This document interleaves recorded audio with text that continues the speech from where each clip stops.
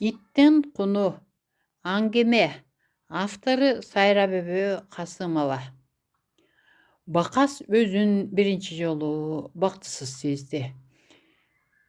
Телегейи тегиз, башы бүтүн, боору эсен, алты саны аман болсо, эли журтуң эсен, үй бүлөң менен чогуу болсоң, андан ашкан бакыт барбы деп ойлочу ал.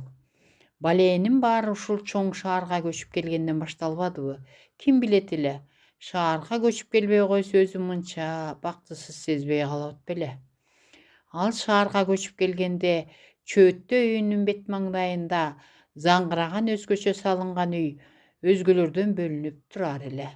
Ал үйдө ким деген неме жашаарын билбесе да, ушинтип улутташтарыбыз өсө берсин, бала бакыра аман болсо биз деле ушундай тамга кирип жашаарбыз деп купуя тилек кылып, анан кимдир бирөөнүн бакытына кубанып, колунан келсе жасай берсин деп май адаты боло турган бакасын. Ошол заңгыраган үйдөн көзүнөн кара көз айнеги түшпөгөн бир жигит Тайторпоктой итин жүгөн тагып жетелеп, анан күч аралатып жалгыз баласынан артык асыраганычы. Парадисты Европадан алып келген дешет. Аны жандап өтүп бараткандар. Ээси эмес, анын ити жөнүндө көп кеп кылыша турган. Канча тамак жейт я? Кантип тогузат десең? Өзүнчө тамак бышырып жылкынын этин берет дейт го. Буга эмес бизге жылкынын эти жок, жөн эле айта бербейсиңчи дейт бири экинчисине. Бул иттин тагдырына кызыккандар ушинтип айрыкча иттин ээси аны көчөгө алып чыкканда сай медирешет. Бирок негедир ээсинен сурашпайт. Анын кымбат баалуу машинеси менен заңгыраган тамынан же кымбат баадагы кийимдеринен тартынышабы, ээсинин ким экендигин сурабай ак коюшат. Ушундай бир күндөрдө ошол аңыз кепке айланган ал ит бошонуп кеткенби, же салсын дегениби, көчөгө ээн жайкын чыгып, көчөдө ойноп жүргөн бакастын 10 жашар уулун талап, башын калкалаган колун чайнап салды. Тигинин баладан ажырар түрү жок. Бакас уулун иттен ажыраталар кебетеленбейт. Анан кимдир бирөө итти атып таштап, чогулган эл баланы ажыратып калышты. Баланын колунун сөөгүн ит жыра чайнап салганын доктурлар сай медирип жатышты. Балам эми майып болуп калабы? Бакас өңдү алаттан кетип сурады. Ит бир топ чайнап салган, сөөктөрүн талкалаган. Алдаша урмай ушул шаарга ушуну көргөнү келдим беле. Бакас тагдырына нааразы боло боздоп жатты. Кызыктын баары эми башталбаспы? Итти эмнеге аттыңыз? Калктуу конуштан мыйзам боюнча шаардын сыртына чыгарып атыш керек болчу деди. Тергөөчү Бакаска. Ушундай да суроо болобу деди. Бакас таң калып. Ойса дагы болоюн. Баланы өлтүрүп койсо деле акыл алып тура берсем болмок турбайбы, Мыйзамды бузмайм деп. Урдум ошондой мыйзамыңды. Ал кызуулана кетти. Жөн гана ажыратып алсаңыз болот беле? Деди тергөөчү Бакаска. Тайторпоктой немеге кимдин ал жетет десең? Ал сени да жеп таштамак. Аксакал, оозуңузга карап сүйлөңүз. Анан жанды кашайтып жатпайсыңбы? Итти шаар сыртына алып чыгып атпайсыңбы деп. Сиз менин суроолорума жооп бериңизчи деп жатам. Тергөөчү Бакасты акырая карады. Айланайын. Баланын колу жакшыбы? Эмне болду? Айкыдайбы деп сурап койсоң болот? Анын менен менин ишим эмне? Сиз мен берген суроолорго гана жооп бериңиз. Мыйзам ушундай. Билбесеңиз билип алыңыз деди. Тергөөчү локулдап тигине опуза кылып. Эми ырас баля баскан турбайбы?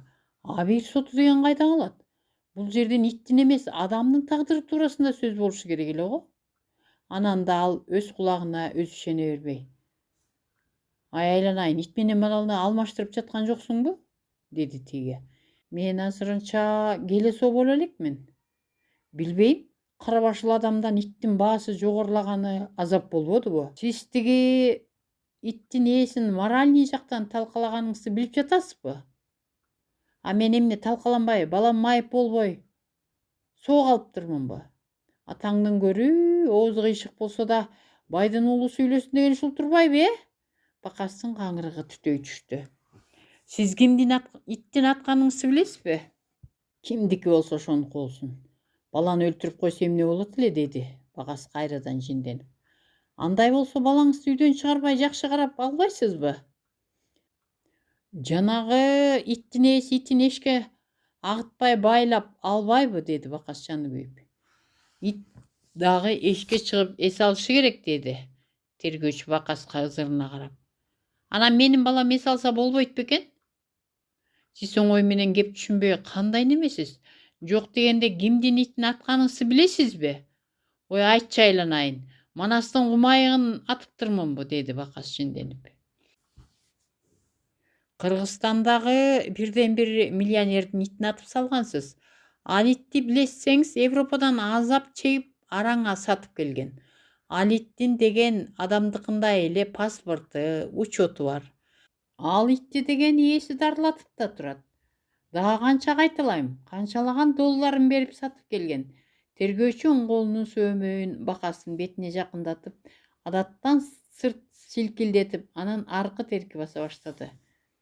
Мындай пародисти иттер бизде оңой менен табылбайт. Сиз балаңыз эч кандай доллар берип сатып алган эмессиз да, туурабы, деди тергөөчү Бакастын олурайган көзүн албай.